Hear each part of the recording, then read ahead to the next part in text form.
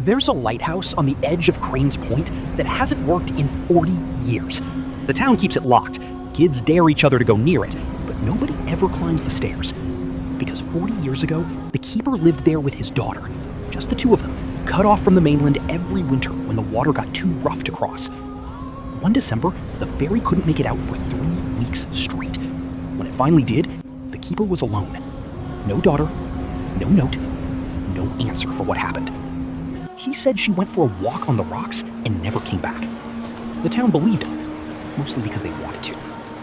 But every night since, at exactly 9:47, the time the lighthouse light turns on, just for 1 minute. Even though the power was cut off decades ago, 3 teenagers decided to prove it was fake.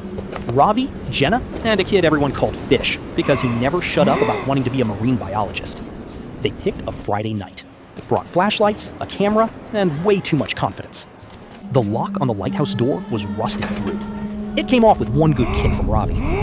Inside, the air was wrong. Not cold. Cold makes sense near the ocean.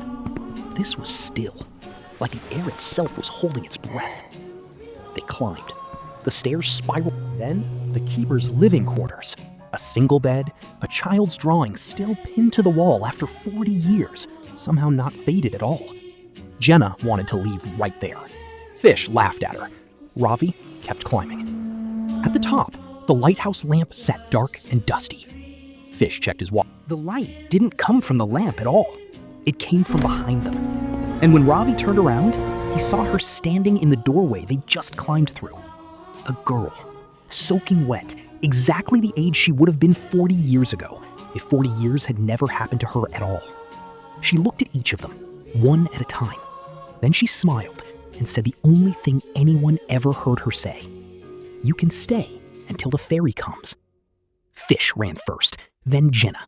Ravi was the last one down the stairs, and the only one who looked back. In the window, still waiting for a ferry that never came.